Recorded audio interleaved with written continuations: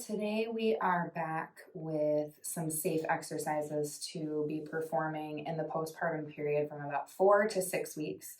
I do suggest starting off slow and just, giving a couple of the movements a try at a time.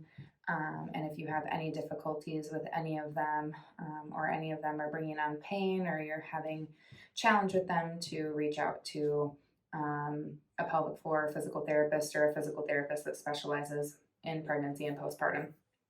What we first want to work on restoring in this phase is mobility of the thoracic spine, specifically if you are breastfeeding, but also just all of the forward motion that is required for caring for little ones. Involves stiffness of that upper back area. So if you have a foam roller, you can grab it. This particular movement, you don't necessarily need it, but I will also show you some other moves that require it as well. So the first one is going to be an open book rotation stretch for the upper back. So your bottom leg is going to be straight. Your top leg is going to come over the top and rest on the foam roller. If you don't have a foam roller, you can just rest it on the floor. The point of it is to lock out your low back from moving. Your hands are going to be out in front of you. And what you're going to do is you're going to reach your top hand forward, and then you're going to roll, sliding your hand along your chest. You can open up this arm for a little bit of a chest stretch, but you can also leave it bent and just focus on your shoulder blade coming down towards the floor. It's going to provide a rotation motion through that rib cage, and you're just going to stay here and take a couple of deep breaths, really focusing on that 360-degree breathing that we worked on in the previous weeks. And then you'll bring it back and go back into the stretch.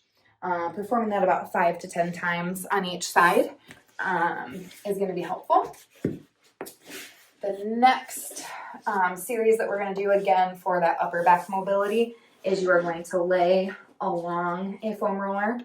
A natural curvature in your low back is okay with this, just not a ton of rib flare and accentuated curvature away from the foam roller, but you also don't have to really tuck and be completely flat.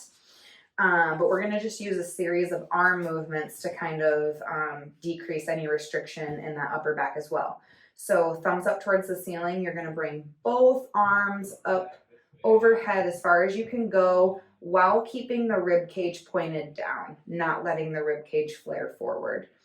So you're going to do both arms about 10 times. Same rule with the rib cage. You're going to alternate arms 10 times each arm. And then you're going to do big clapping motions. And then you're going to do a snow angel motion. Again, 10 times each of those. You can do more or less depending on what your personal comfort level is. So to further work on mobility of that upper back area and restoring natural function, we're going to go into a cat-cow movement pattern. If you've ever done yoga, you've probably done cat-cow before. And how you're going to do it is hands directly below shoulders, knees directly below hips. And what you're going to do is you're going to inhale as you drop your belly and look up towards the ceiling. And then you're going to exhale as you round. Now, what you really want to focus on with this movement is trying to channel motion into where your thoracic spine, the spine that's connected to your rib cage, and the very top part of your low back meet. So a lot of muscles connect in here, and it's also very commonly a hinge point in that pregnancy posture. And so we want to restore the ability to bend forward from that segment, because if that remains stiff, we tend to overbend from our lower back. So what I usually cue my patients to do is when you're going into that rounding, think about that segment trying to be the very top of the curvature. So you're not pressing too much through your arms. You should also feel like your abdominals have to work a little bit more to facilitate that motion at that particular segment. If it feels a little bit stiff right in there, you're doing it correctly. Again, about 10 to 15 of those guys, 1 to 2 sets of them, whatever feels good in your body.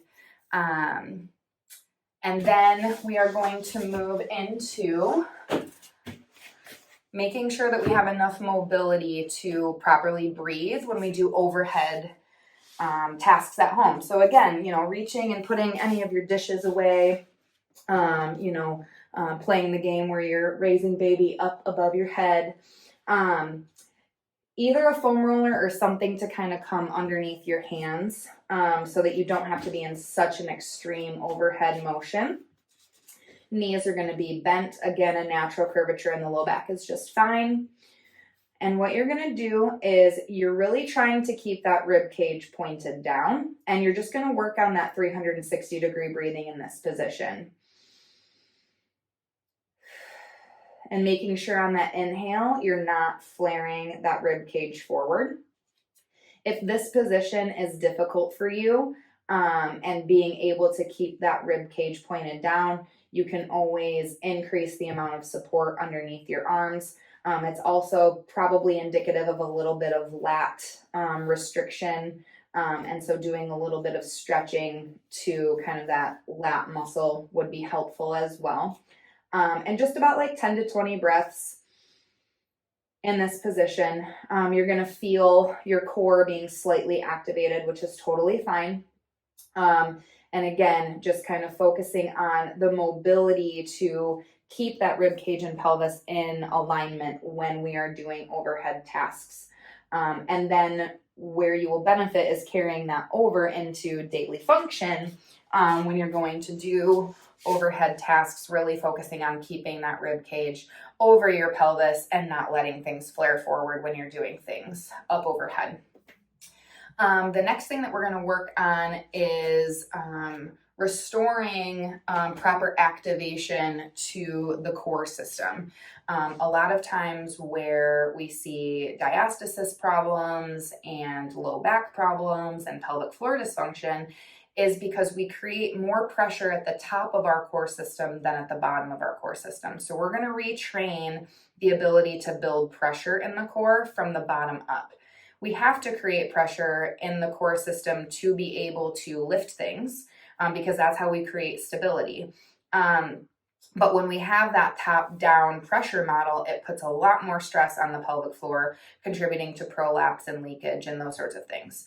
So how we're going to do that is you're going to lay on your back. You are going to focus on activating your lower abdominals. Okay, so you're going to think about the tissue just above your pubic bone, and you're trying to slightly draw that tissue down towards your spine. You can also think about trying to draw your hip bones towards each other, okay? And again, you're trying to build pressure here without overcompensating with those upper abdominals. So you can kind of, feel on your own belly and make sure that you're activating here without overcompensating up here.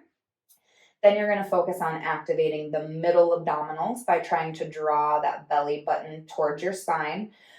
That is very commonly the cue that a lot of people use. And what I end up seeing is people really able to activate those middle abdominals, but they still have that pooch in the lower abdominals. So really focusing on in between hip bones for the lower abdominals, then the belly button for the middle abdominals, and then encouraging activation of those upper abdominals by bringing the rib cage down and in without losing good control of those lower abdominals.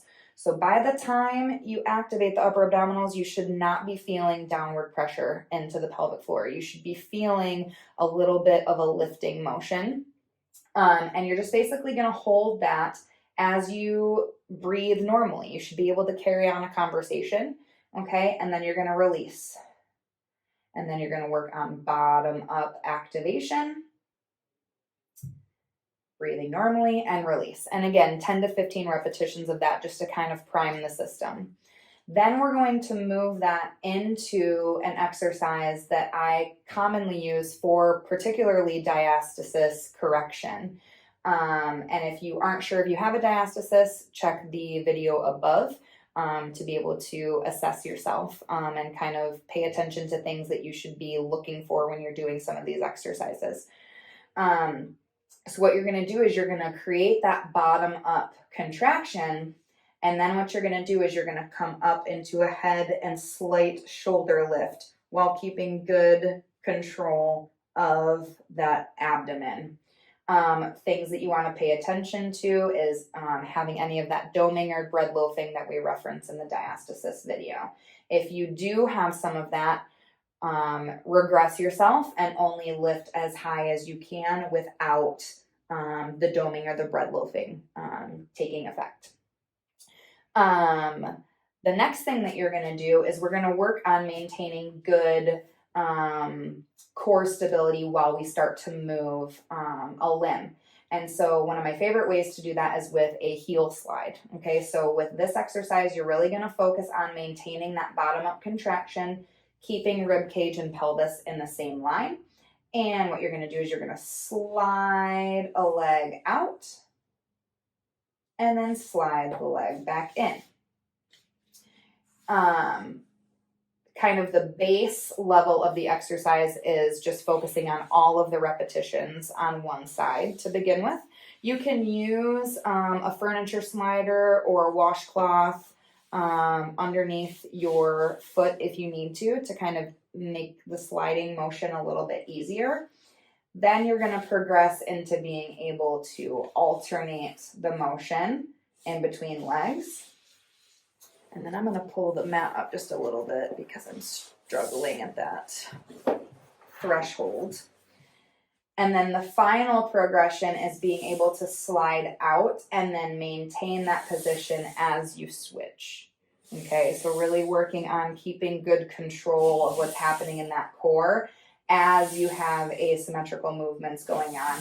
Really helps to carry over into core control with walking and then eventually running. So that's kind of your progression with the heel slides. The next set of exercises we're going to get into are for hip muscle retraining. And specifically with regards to pregnancy posture, we tend to see external rotation of the hips, and then that hyperextension through the low back tends to kind of shut off the glutes from working appropriately, and we see a little bit of restriction building in those deep external rotator muscles, piriformis, obturators, if you've heard any of those muscles. And so some of these exercises that we're going to do are going to be aimed at retraining the glutes to work appropriately. So the first one that we're going to do is called sideline hip abduction. And that is training the gluteus medius muscle, which is the muscle that is in charge of controlling side-to-side pelvic motion. A really important muscle to make sure that you restore function to if getting back into running is one of your goals. And so what you're going to do is bottom leg is going to be bent. You're going to feel that core activate to try to maintain this pelvis neutral position. So you don't want the top part of your pelvis too far in front, and you don't want the top part of your pelvis too far behind. You truly want to be perpendicular to the floor, and you'll feel those abdominals kick in to try to help you stabilize that. You are going to lift your top leg up and slightly backwards without letting your pelvis move. So you're truly moving from the hip joint itself. You should feel this exercise working the gluteus medius muscle, which is the side back part of your butt. If you're feeling it too much in the front part of your leg, make sure that you're bringing the leg far enough backwards. Also make sure that you're not allowing your pelvis to roll and bringing your leg forward. The other thing that you can try if your form really is checking out, you can try kind of foam rolling or trying to release that front part of your hip because some tightness in that area can cause that gluteus medius to shut down a little bit. So just go ahead and kind of roll that out a little bit and then try again and see if you can facilitate more of that gluteus medius. The other thing to pay attention to is what's happening at your foot. If you tend to overuse those deep external rotators that have gotten really tight, you'll see your toe want to rotate up. So you can think about trying to lead with your heel a little bit, which will accentuate that gluteus medius. The next thing that we're going to do to decrease the amount of restriction we have in the external rotators of the hip, which are responsible for, like a clamshell type movement, we're actually going to do what we call a reverse clamshell, and we are going to internally rotate the hip. So grab something that you can squeeze in between your knees, a foam roller, a pillow, anything that can kind of get your hip and your knee on the same plane. Again, the rules with your pelvis are the same as with the side lying abduction exercise. You're going to gently squeeze your knees together, and then you're going to rotate your foot up towards the ceiling. This is truly a rotation of the femur. So I'm not letting my whole leg come forward. I am truly just rotating that femur in the socket of my hip. And so if you are starting to feel that leg come forward, feel free to decrease the range of motion that you perform this in. Everybody's hips are developed a little bit differently, and hips are sisters, not twins. So you might notice a little bit of a difference side to side, and that's okay. Just make sure that you're doing it appropriately and feeling it more in the deep part of the back of your glute versus the front part of your hip. The next thing that we're going to do is we're going to do a bridge, and you've probably done bridges before, but we're going to work on bridging to truly increase our glute max activation. Our gluteus maximus is truly responsible for hip extension, which we need to offload our low back. And again, if returning to running is in your goals, this is a great exercise to make sure that you're adding to. Also, it's going to be involved in a lot of the functional lifting that we're going to progress to in the coming weeks. So when you are bridging, you want to make sure that you are feeling like you are using your glutes, not overusing your hamstrings, and you should not be feeling it in your low back. One way to make sure that you are doing that is to provide something to squeeze in between your knees. So you're going to squeeze, and then you're going to press those hip bones up towards the ceiling. And again, you should feel like you're utilizing your glutes. If you feel it in your low back, make sure you're not letting that pelvis kind of tilt forward. You're truly keeping that alignment in between your rib cage and your pelvis, and you're pressing up towards the ceiling. If you're feeling it a little bit too much in your hamstrings, make sure that your feet are close enough to your bottom, squeezing and then pressing up, and you should really feel that in your bottom. A way to then progress that once that feels easy is starting to work towards loading a single leg. So you can do that by trying to go up on toes of one side, which is going to load the opposite side glute. And then you can always work to get rid of whatever you are squeezing, because as that glute control improves, you should notice not necessarily needing to squeeze something to facilitate more of that glute activation. The next thing that we are going to work on is then kind of a beginning into some functional lift movement patterns that we're going to do in the next phase of recovery, but also reinforcing that glute activation. So we're going to work on a hip hinge.